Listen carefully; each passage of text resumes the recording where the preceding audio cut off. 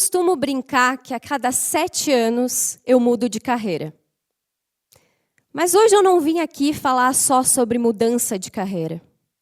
Eu vim falar sobre o que fazer quando a vida pede mudança, mesmo que a gente não tenha buscado por ela. Foram 7 anos como desenvolvedora, depois mais 7 no RH, ajudando a construir uma área de people numa fintech em pleno crescimento, chegando até o cargo de diretora, liderando mais de 40 pessoas. E hoje eu estou no início de um novo ciclo, talvez o mais desafiador de todos. Falar agora isso aqui pode soar bonito, inspirador, mas um ponto importante a ser compartilhado é que nenhuma dessas mudanças foi sonhada e planejada. Elas vieram de crises pessoais, algumas silenciosas, outras bem explícitas. E eu quero começar por aí. A minha primeira grande decisão de carreira foi bem pragmática. E pensando hoje, ela já vinha com um certo incômodo. Faculdade de sistemas para a internet. Não por vocação, mas por uma promessa financeira. É o futuro, diziam. Dá dinheiro. Comigo combinava zero. Mas eu fui lá testar. Aprendi, gostei e funcionou. Só que funcionar não significa necessariamente fazer sentido. E quando eu falo fazer sentido, eu quero dizer que eu gostava do que eu fazia, mas eu não me via fazendo aquilo por mais muitos anos. E quando a gente começa a se questionar muito sobre isso, quando chega esse momento, bate um pequeno desespero. Poxa, será que eu perdi tempo? Será que eu ainda tenho tempo para voltar atrás? O que dá para fazer? E sempre dá tempo. Quando eu fui fazer a transição de carreira, foi em 2018, alguns anos depois, ela veio como um convite, mas também como um grande choque. Porque na minha cabeça existia uma certa regra no mercado de trabalho, que você só pode fazer aquilo para o qual foi formado. Aceitar essa transição foi uma grande ruptura para mim. Mas, mesmo cercada de muitas dúvidas, e elas vieram muitas, era a primeira vez que eu não queria estar em outro lugar. O crescimento foi acelerado, decisões difíceis, desafios de gente que são sempre mais complexos do que a gente imagina. E ali, curiosamente, tudo funcionava e fazia sentido. Até que um momento chegou uma mensagem que muitos temem ouvir. Agradecemos a sua trajetória, mas resolvemos encerrar o nosso vínculo empregatício. Sim, essa mensagem também chega para o RH. E um aprendizado importante nesse momento é que crises, elas raramente começam grandes, elas começam sutis. O problema é que a gente usa e verifica esses sinais como uma espécie de fraqueza. Não como uma informação, um dado importante a ser analisado, a ser questionado muitas vezes. E no meio dessa correria toda que a gente vive, às vezes uma pausa, ela pode ser estratégica.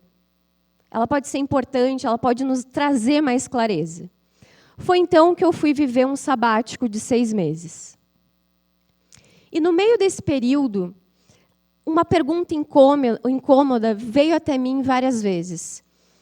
Eu fiquei me questionando, será que continuar num cargo estratégico de RH continuaria fazendo sentido? E aqui não existe resposta certa, existe escolha. E a escolha que eu fiz, mais uma vez, me tirava totalmente da zona de conforto. Como diz Guimarães Rosa, o que a vida quer da gente é coragem. E coragem foi uma palavra que me acompanhou durante todo o ano de 2025. Mas para essa história de coragem fazer sentido, eu vou precisar voltar alguns anos. 2021. Foi o ano que eu me perdi de mim mesma. Os números espetaculares. Crescimento, aprendizado, reconhecimento. Inclusive, me inscrevi em aulas de teatro para melhorar a minha comunicação. Mas haviam alguns sinais que os indicadores não estavam mostrando. As sessões de terapia começaram a ficar mais difíceis. E a falta de atividade física, que sempre fez parte da minha vida, começou a ser um sinal de alerta. Se eu tivesse que resumir 2021, essa palavra seria inércia.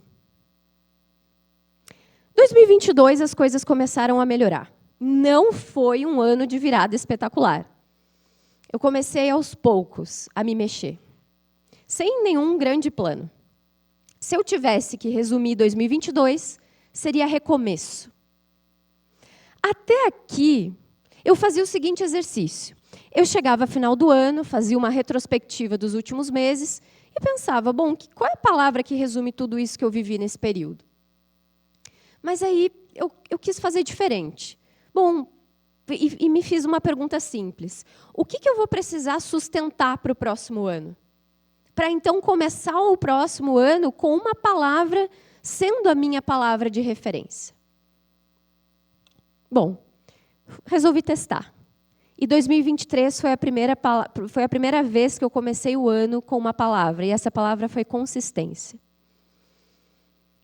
Toda vez que em 2023 batia uma dúvida, um questionamento, assim, quando a coisa apertava, eu lembrava da palavra consistência. Um passo de cada vez. É fazer aquilo, continuar fazendo aquilo que precisa, mesmo sem entusiasmo. Coincidência ou não, em 2023 eu completei a minha primeira meia maratona. E o teatro, que lá em 2021 eu tinha começado só para melhorar minha comunicação, começou a ficar mais sério.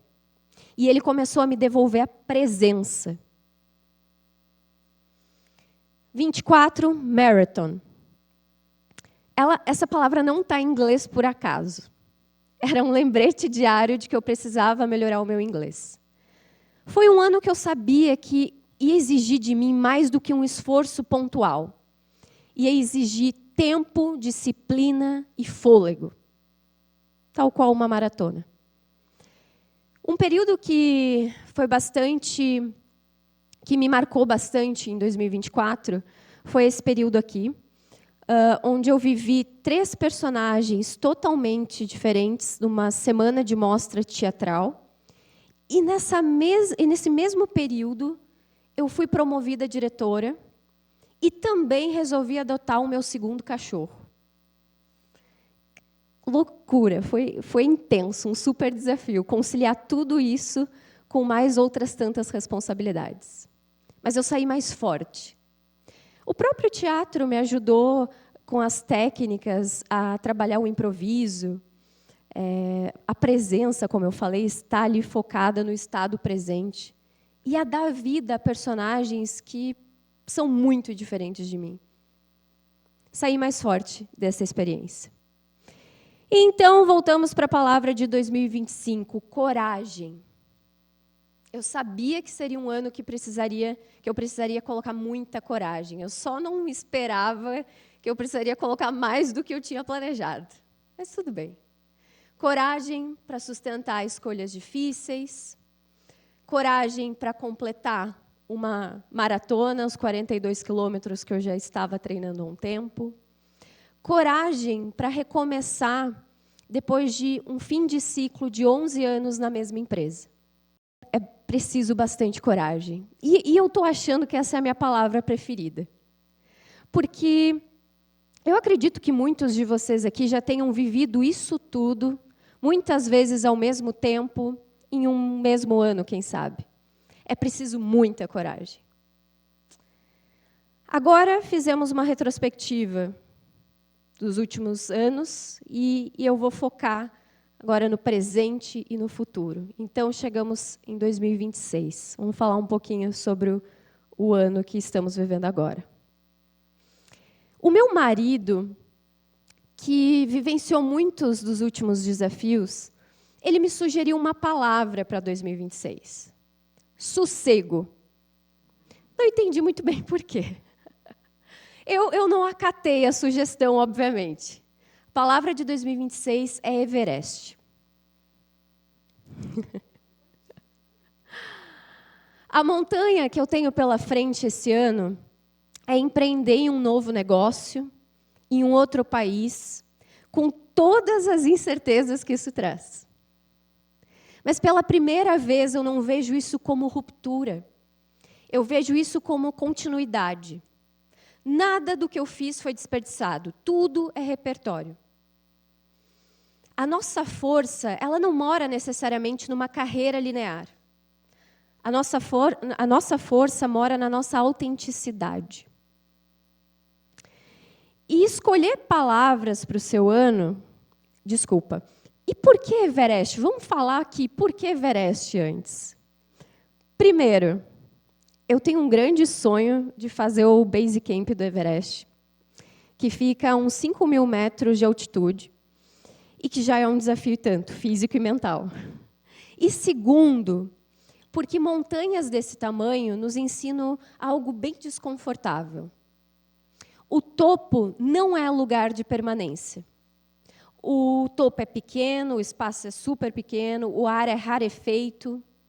E quando você sobe, depois de todo o seu esforço, e chega no topo, você deslumbra a paisagem por alguns segundos e desce. Subir é só uma parte da competência.